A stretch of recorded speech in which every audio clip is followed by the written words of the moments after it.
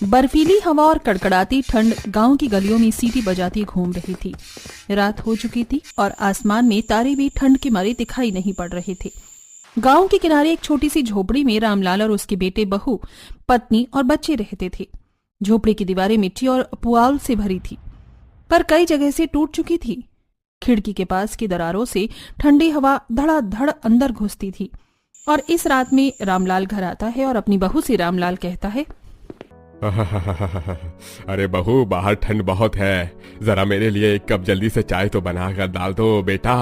देखो मेरे हाथ तो सुन्न पड़ गए हैं और पूरा शरीर कांप रहा है। हाँ पिताजी, अभी जाती हूँ बाहर और बना कर लाती हूँ, तब तक आप आराम से बैठिए। हे भगवान, एक तो इतनी ठंड में रसोई भी घर के बाहर है और ऊपर से रसोई में न ही तो कोई छत है और न ही कोई दीवार है। इतनी ठंड में अब यहाँ पर चाय बनानी पड़ रही है और अब मुझे ये बर्तन भी धोने पड़ेंगे। अब मेरी उंगलियों का क्या होगा? मेरे तो हाथ पैर काम ही नहीं कर रहे हैं और ऊपर से इतने गर्म कपड़े भी नहीं है जिससे कि शरीर में आ रही इस बर्फीली ठंड को रोका जा सके। झोपड़ी छोटी होने के कारण पांचों बहुओं की रसोई घर के बाहर होती है, जिस पर ना तो छत होती है और ना ही कोई दीवार। कच्ची रसोई और घर छोटा होने के कारण पांचों बहुओं को बहुत परेशानियों का सामना करना पड़ता है, जिससे कि हर समय छोटी छोटी चीजों में एडजस्ट करना पड़ता है। अरे बहू, और कितना टाइम लगेगा तुम्हें चाय बनाने में? अरे जल्दी करो, मुझे जोरों से ठंड लग रही है। हाँ बस लाई। एक तो घर के अंदर रसोई नहीं है और ऊपर से इतनी ठंड में ये खुली रसोई में काम करना, और खुली रसोई होने के कारण ठंडी हवा आंख को दबा देती है, जिससे चाय बनने में समय लग रहा है। अब बाबूजी को कौन समझाए कि यहाँ खुली रसोई में कितनी दिक्कतों का सामना करना पड़ता है। घर में बहुएं बात करती हैं। एक तो इतनी ठंड में रसोई भी बाहर है, उस पर छत भी नहीं है और हमारे पास तन पर पहनने के लिए स्वेटर भी फटी हुई सी है। अरे बहू, तुम बिल्कुल सही कह रही हो। मैंने इन्हें कितनी बार कहा है कि रसोई को घर के अंदर बना लेते हैं, मगर ये है कि मानते ही नहीं मेरी बात को। अरे कौशिका, तुम कैसी बात करती हो? तुम ही देखो जरा, घर में कोई जगह भी है क्या जहां पर रसोई बना सके? एक तो घर छोटा है और रहने वाले हम लोग इतने सारे हैं, ऊपर से दिहाड़ी करके कमाने वाले हम लोग हैं, जिससे बचत करना ना के बराबर लगता है। अब तुम ही बताओ भला, हम करें तो क्या रे क्या? हमें अभाव में ही जीवन जीना होगा कौशिका। हाँ जी, आप सही कह रहे हैं जी। एक तो हमारे घर में जगह नहीं है और ऊपर से ठंड इतनी है कि कुछ समझ नहीं आ रहा है कि क्या किया जाए। चलिए अब सो जाते हैं, सुबह जल्दी उठना भी है, बच्चों को दिहाड़ी पर भी तो जाना है। सभी बात करते करते सो जाते हैं। घर के बुरे हालात और घर छोटा होने के कारण सबको एडजस्ट करके सोना पड़ता है। कोई करवट लेता है तो कोई बिना करवट लिए ही अपनी नींद पूरी करने में जुटा रहता है। और अगले दिन जैसे ही सुबह होती है, सबको अपना अपना बिस्तर छोड़ना पड़ता है और दिहाड़ी के लिए तैयार होना पड़ता है, और बच्चों को स्कूल जाने के लिए तैयार हो रहे होते हैं। और इतने में कौशिका बोल उठती है, बहू चलो जल्दी जल्दी से अब खाना बना लो, सभी भाइयों को दिहाड़ी के लिए निकलना है। माँ जी, आज रसोई में खाना नहीं बनेगा। क्यों बहू, आज रसोई में खाना क्यों नहीं बनेगा? ऐसा क्या हो गया है आज? इन्हें कल ही राशन लाने को बोला था, कोई भी राशन नहीं लाया है और घर में राशन खत्म हो चुका है। अब मैं बनाऊं तो क्या बनाऊं, आप ही बताइए कुछ। हाँ, वो कल रात को ठंड बहुत ज्यादा लग रही थी और हाथ पैर आते समय ठंड में जरा भी काम नहीं कर रहे थे और पैर तो चलने का नाम भी नहीं ले पा रहे थे। रुको, थोड़ी देर में अभी राशन ला देता हूँ। इतना कहते हुए ही मनोज राशन लेने के लिए घर से निकल जाता है और राशन की दुकान पर पहुंच जाता है। भैया 2 किलो आटा, 1 किलो चावल और 1 किलो दाल देना जरा। जी भैया, अभी देता हूँ। और अपना पहले का हिसाब भी बाकी है मनोज भैया। अरे बबलू भैया, आज का हिसाब तो कर देता हूँ, पिछला जो बाकी है उसे भी मैं 1-2 दिन में पूरा कर दूंगा। अरे हाँ मनोज भैया, याद से चुका ही देना, वरना आगे से राशन नहीं देने वाला मैं। बबलू से बात करने के चक्कर में मनोज राशन लाने में लेट हो जाता है और फिर सारी जुगाड़ू बहुएं इतनी ठंड में घर के बाहर बनी अपनी खुली रसोई में खाना बनाती हैं और फिर पांचों भाई खाना खाते हैं। क्योंकि पांचों भाई एक जगह एक ही फैक्ट्री में काम करते हैं, जिस वजह से पांचों भाई घर से साथ में जाते हैं। मनोज के राशन देर से लाने के कारण पांचों भाई घर से निकलने में लेट हो जाते हैं। लेट होने की वजह से पांचों भाई हड़बड़ी में जा रहे होते हैं और हड़बड़ी में होने के कारण एक भाई को बाइक सवार टक्कर मार जाता है, जिसकी वजह से धीरज को बहुत चोट आती है और पैसे न होने की वजह से धीरज को हॉस्पिटल ले जाने की जगह घर पर ही लाया जाता है और उसका इलाज घरेलू चीजों से जैसे हल्दी का लेप, हल्दी का दूध और अन्य देसी चीजों से किया जाता है। अरे अरे ये क्या हो गया धीरज बेटा को, और इसे इतनी चोट कैसे लगी? कहाँ गिर गया मेरा बेटा? एक तो इतनी ठंड है तो चोट लगने के कारण बहुत दर्द हो रहा होगा इसे। माँ, आज काम पर जल्दी पहुंचने के चक्कर में हम सब हड़बड़ी में ही चल रहे थे और हमारा ध्यान उस समय कहीं और था और ठंड में कोहरे की वजह से कुछ दिखाई नहीं दे रहा था। इतने में एक बाइक वाले ने धीरज भैया को टक्कर मार दी। माँ, गलती हमारी ही है कि हम लोग लेट हो गए और जल्दी पहुंचने की घबराहट में हम ध्यान नहीं दे पाए।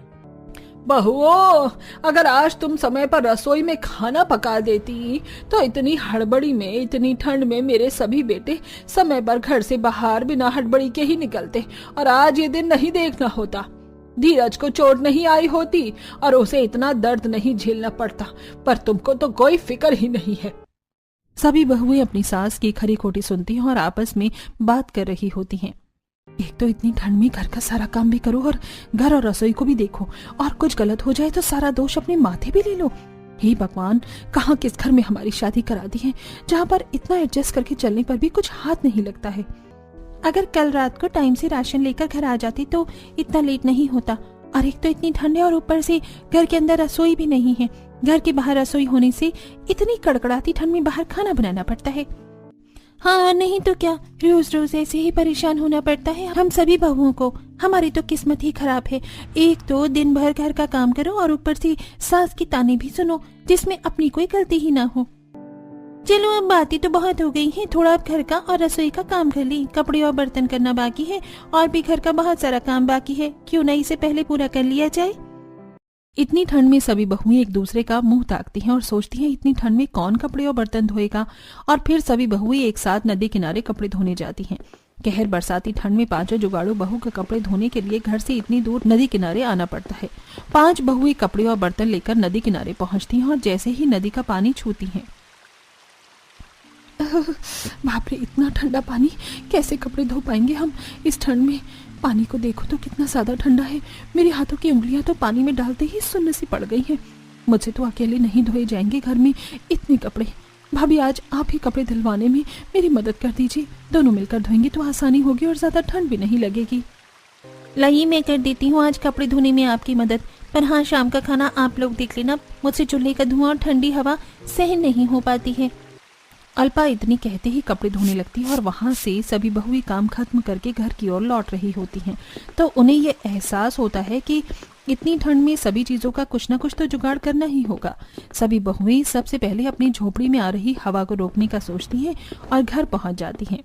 कहाँ गए थे आप सभी लोग? कितनी देर कर दी आप लोगों ने आज? कहीं नहीं, बस पास की नदी किनारे कपड़े धोने गए थे। नदी का पानी आज बहुत ठंडा था तो कपड़े धोकर वहीं पर धूप सेकने लग गए थे बस। अरे, इतनी ठंड में नदी किनारे घर के कपड़े धोने गए थे? हाँ, ठंड कितनी ही क्यों ना हो, हमारी परवाह किसी को भी नहीं है। घर का और रसोई का सारा काम हमें ही तो करना होता है। हमारे पास पानी गर्म करने की लकड़ी तक नहीं होती है जिससे हमें इस ठंड में थोड़ी राहत मिल जाए। पर फिर भी जैसे तैसे हम लोग जुगाड़ से बर्तन साफ करने के लिए गर्म पानी का जुगाड़ कर लेते हैं बस। अच्छा, अरे हमको भी तो बाहर इतनी ठंड में दिहाड़ी का काम करना होता है और हम भी तो ठंडे पानी में अपने हाथों से काम करते हैं।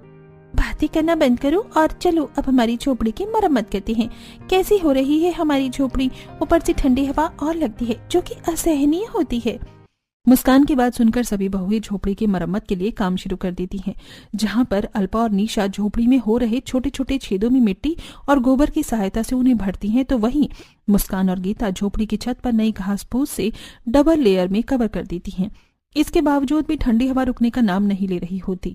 बर्फीली हवा कहीं न कहीं से घर के अंदर चली ही आती है। निशा, देखो, मैं जूट की बोरी लाया हूँ। फैक्ट्री में आज सफाई का काम चल रहा था तो वहाँ पर बोरी का वेस्ट को फेंकने मालिक ने निकाली थी। तुम्हारे कुछ काम किया है क्या? मैंने सोचा इतनी ठंड में घर में कुछ काम आ जाएगी शायद, तो मैं ले आया इसे। क्या बात है, मयंक जी, सही किया आपने इसे लाकर। वैसे भी घर की खिड़कियों से हवा साई साई करती हुई अंदर आ जाती है। अब कम से कम इसे लगाने से घर में ठंडी हवा तो नहीं आएगी, बस रसोई में ही ठंडी हवा का सामना होगा। अब जूट की इन बोरियों को निशा अपनी सभी भाभियों जेठानियों के सामने ले जाती है और फिर सभी बहुएं मिलकर जूट की बोरियां डबल करके हाथों से सिल देती हैं और खिड़कियों के ऊपर ठंडी ठंडी हवा से बचने के लिए अपने हाथों से लगा देती हैं। परंतु फिर भी हवा तो अंदर कम ही सही पर आ ही रही थी। ये देखकर सास बोलती है, तुम बहू ने जो ये जूट बोरी से घर में हवा न आने के लिए जो जुगाड़ किया है ना, इसे कहते हैं गरीबी में आटा गीला, इसी के समान होना। पर तुम सब भी क्या ही कर सकती हो। अब ठंड तो अपनी चरम सीमा पर है, ये जूट की बोरियां भी कब तक ही दम भरेंगी भला। अरे अब क्या करे भाग्यवान, हमें तो ये सब सहना ही पड़ेगा ना। शायद हमारे भाग्य में ही ये सब सहना लिखा होगा। कहीं पिछले जन्म के कुछ कर्म बुरे किए जो इस जन्म में इतनी गरीबी में रहना पड़ रहा है। हाँ, अरे बेटा सुनो, घर बहुत जर्जर हालत में हो रहा है, जरा एक नया घर बना लो बेटा, न जाने कब ये दीवारें ढह जाए, कुछ पता नहीं इसका। और हाँ, या तो रसोई घर के अंदर बनवाना या फिर बाहर की खुली रसोई को नई रसोई बनवा देना, जिससे सभी मौसम की मार झेलनी ना पड़े। माँ, तुम्हें तो पता है ना, घर की जर्जर हालत के समान ही हमारे भी पैसों के मामले में जर्जर हालात चल रहे हैं। अब मैं कैसे कैसे हालातों में घर बनवा दूं, आप ही सोचो जरा। पर जैसे ही हम पांचों भाइयों की हालत थोड़ी ठीक होगी, वैसे ही हम घर को भी बनवा देंगे। इतना कहते हुए हितेश घर से चला जाता है और मन ही मन में अपनी बुरी हालातों को कोसता रहता है कि हम पांचों भाई मिलकर भी इतना नहीं कर सकते कि माँ बार बार घर बनाने की बात कहती है तो हम लोग घर भी बना ले। ठीक है बेटा, पर तुम सब भाई मिलकर के कोशिश करना कि कुछ पैसे बचा पाओ, जिससे कि घर बनवा सको और हमारे सर के ऊपर छत बनी रहे। पतियों की बात सुनकर बहुएं सोच में पड़ जाती हैं। अब क्या होगा, कैसे होगा? इतनी ठंड गिर रही है और एक एक फटी पुरानी स्वेटर से अब ठंड के कारण इतना काम भी नहीं चलने वाला है। कुछ तो जुगाड़ बिठाना पड़ेगा हम पांचों बहुओं को। क्यों ना हम घर पर ही अपनी स्वेटर के ऊपर कुछ डिजाइन बना ले। हाँ सही है, ऐसा ही कर लेते हैं।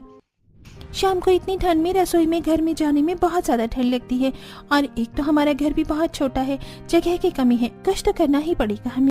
अल्पा घर में ठंड से बचने के लिए दिन में आसपास के पत्थर इकट्ठा कर सभी को धूप में रख देती है, और जैसे ही शाम होने लगती है तो वो उन पत्थरों को बाहर आंगन में उठाकर अंदर घर में ले जाती है, जिससे कि घर के अंदर गर्मी बनी रहती है। लेकिन जगह कम होने के कारण उन पत्थरों को सोने से पहले घर के बाहर फिर से रखना पड़ता है। माँ, चाची ने इन पत्थरों को अंदर रखा था तो घर अंदर से थोड़ा गर्म लग रहा था।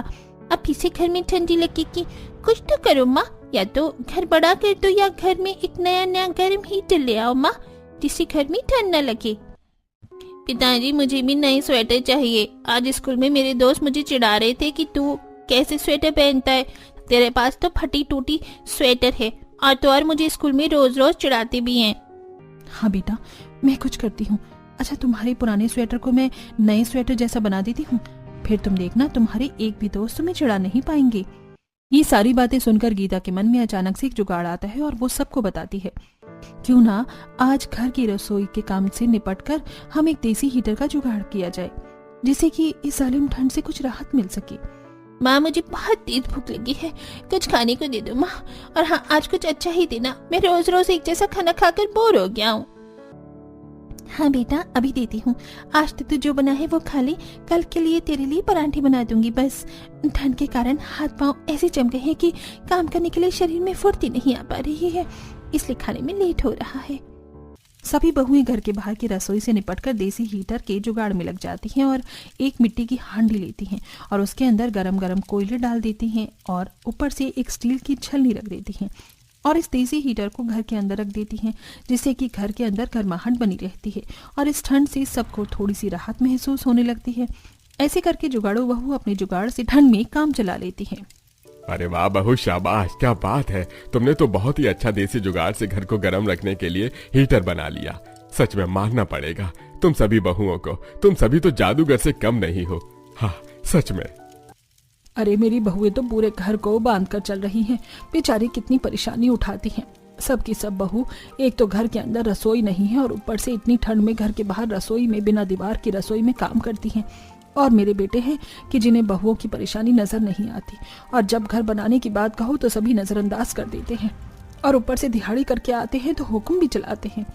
जब गर्मी होती तब तो किसी तरह हम दिन काट लेते थे, पर ठंड आते ही मुश्किलें बढ़ जाती हैं। हवा दीवारों के बीच से ऐसे घुसती है जैसे किसी कोने में रुकने का नाम ही न ले। चूल्हे के पास बैठकर खाना बनाना तो दूर, हाथ लगाना भी मुश्किल हो जाता है। धुआं आंखों में चुभता है और ठंडी हवा की वजह से चूल्हा ठीक से जलता ही नहीं है। मुझे तो कुछ समझ ही नहीं आता है, इतनी ठंड में कैसे इतना काम कर लेती हूँ मैं। बस बच्चों के पीछे ये सब करना पड़ता है। एक ठंडी सुबह गीता चूल्हा जलाने की कोशिश कर रही थी, लेकिन बार बार माचिस की तिल्ली बुझ जाती है। उधर छोटू और चित्रा भूख से बिलख रहे हैं। रामलाल के मन में लाचारी भर उठी। उसने आसमान की ओर देखकर कहा, हे भगवान, इतना तो दे कम से कम कि इतनी ठंड में बेवजह परेशान ना होना पड़े और घर में सब अच्छे से रह पाए। माँ बहुत ठंडी लगी है, खाना कब बनेगा? गीता ने ठंड से ठिठुरती आवाज में कहा, बस बेटा, चूल्हा जल जाए तो तुरंत बना दो, पर यह हवा मानती नहीं है। चूल्हे को बार बार बुझा रही है आज ये हवा। कौशिका बाहर से लकड़ियां लाकर रख रही थी कि उंगलियां ठंड से उसकी सुन्न हो चुकी थी। उसने गीता की परेशानी देखी और कहा, कितनी बार कहा है बेटो से कि रसोई की दीवारें बनवा दे, घर का काम करवा दे, पर कोई भी नहीं सुनता है मेरी। हर साल यही मुसीबत झेलनी होती है बस। अगर हमारी अपनी पक्की रसोई होती ना तो छोटू को यूं ठंड में नहीं बैठना पड़ता और खाना भी आराम से बन जाता। कमाने जाता हूँ तो पेट भरने का बस इतना ही मिलता है, रसोई बनवाने के लिए पैसे कहाँ से लाऊं? छोटू मासूमियत से बोला, पिताजी, हमारी भी किसी दिन अच्छी रसोई होगी क्या, जैसी मेरी दोस्त दामू के घर है? हाँ बेटा, क्यों नहीं, मेहनत करूंगा, किसी दिन जरूर बनाएंगे। लेकिन गीता जानती थी कि ये बस दिलासा है। ठंड लगातार बढ़ती ही जा रही थी। तभी दरवाजे पर खटखटाहट हुई और कुंता वहां खड़ी हुई थी। उसने भीतर की हालत देखी। हवा से बुझता चूल्हा, ठंड से कांपता बच्चा, आंखों में थकान लिए रमेश और गीता, जो कि एक छोटे से घर में और खुली रसोई के बीच की कशमकश में फंसे हुए थे। इतने में कुंता धीमी आवाज में गीता से पूछती है कि, गीता बहू, अभी भी खाना नहीं बना? इतनी ठंड में कैसे कर लेती हो ये सब? तुम्हें तो बहुत ही ज्यादा झेलना पड़ता होगा ये सब, घर की बड़ी बहू जो ठहरी हो तुम। क्या करे मौसी जी, रसोई की दीवारें नहीं है, हवा इतनी है कि चूल्हा जलता ही नहीं। हम भी चाहते हैं कि अच्छी रसोई हो, पर गरीबी हमें रोक देती है और कम आमदनी होने की वजह से कई सपनों को भी चूल्हे में जलाना पड़ता है। बच्चों के खर्चे भी ठीक से उठते नहीं है और अभी कुछ दिन पहले ही छोटू नई स्वेटर की जिद कर बैठा था। फिर उसे जैसे तैसे समझाया मैंने। सपना तो हमारा भी है, पर बस दिन काटने जितना ही मिल पाता है। क्या ही करें, हम पढ़े लिखे होते तो शायद कुछ अच्छा कर रहे होते। अपने जीवन पर मजदूरी करने आते हैं, उसमें भी मालिक अपने हिसाब से 1 मिनट भी लेट होने की पगार काट ही लेता है। हाँ बेटा नरेश, देखना एक दिन सब ठीक हो जाएगा, तुम लोग चिंता मत करो।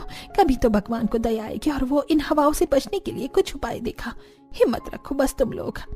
कुंता इतना बोल ही रही होती है कि उतने में गांव के सरपंच जी द्वारा रामलाल के घर के पास में, जहां कच्ची रसोई थी, पास ही में बहुत सारी खाली जगह होने के कारण वहां पर छोटे बड़े पत्थर रखवा देते हैं। अरे सरपंच जी, आप ये क्या कर रहे हैं? यहाँ पर पत्थर क्यों रखवा रहे हैं?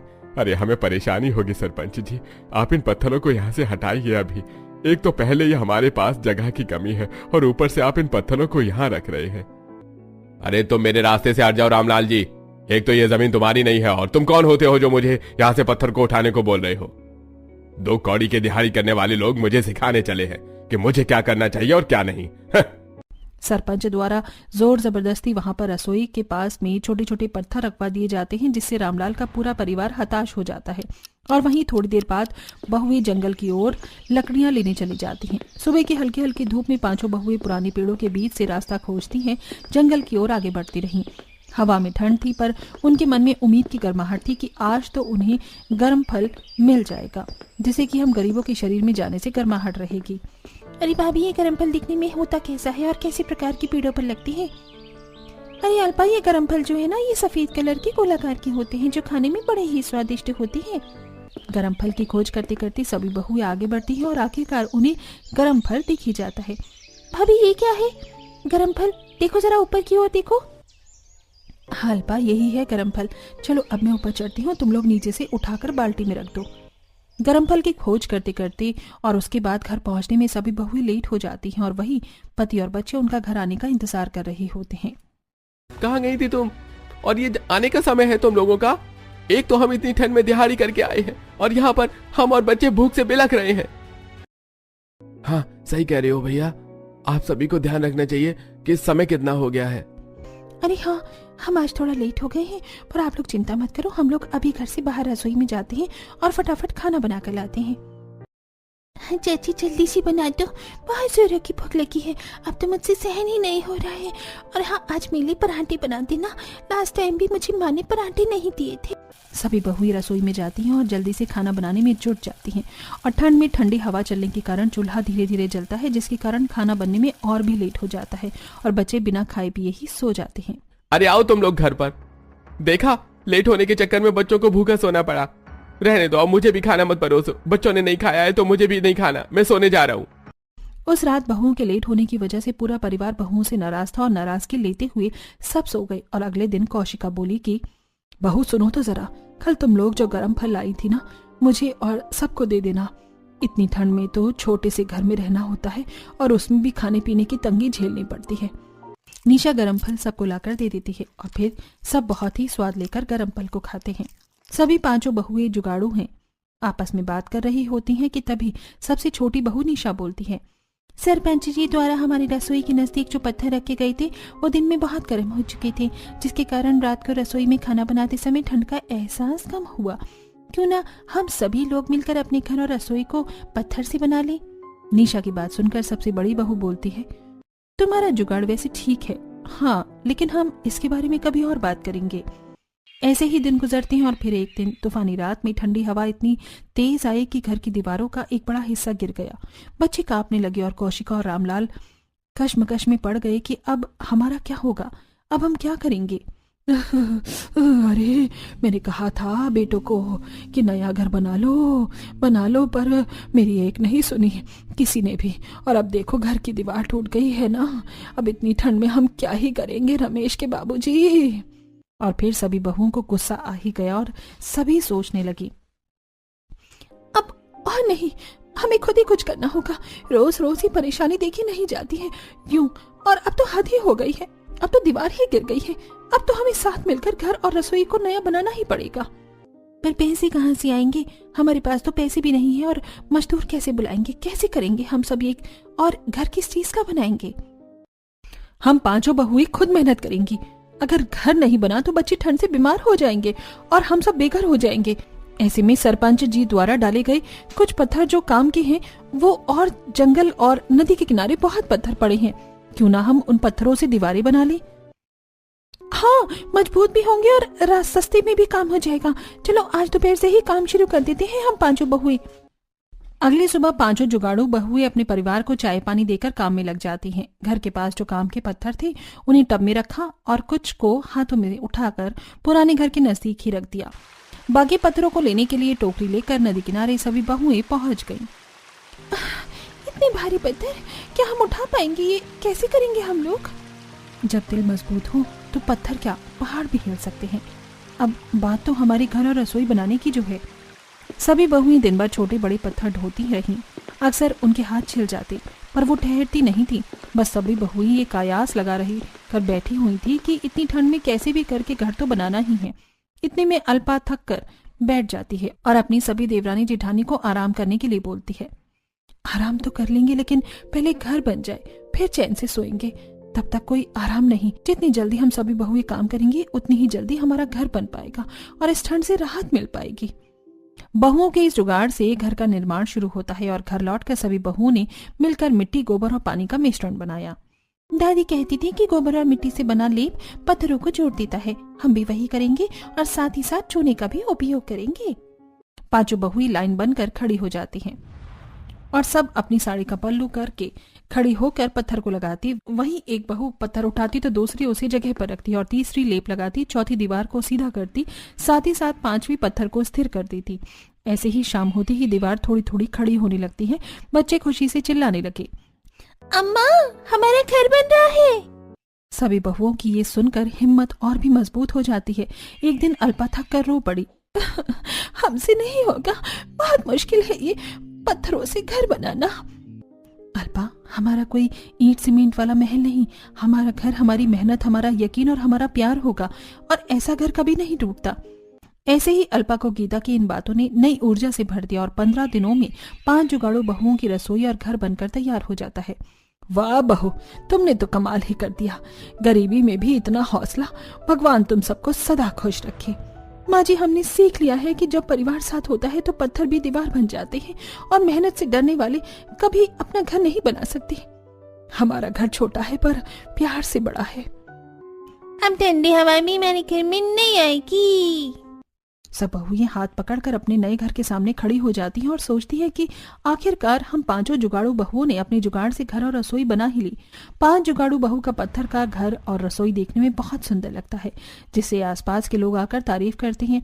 अब 5 जुगाड़ू बहुएं अपने परिवार के साथ पत्थर के घर और रसोई में खुशी खुशी अपना जीवन बिताती हैं। और 5 जुगाड़ू बहू ने समाज को ये मैसेज दिया, जुगाड़, मेहनत और एकता, इन्हीं से सच्चा घर बनता है।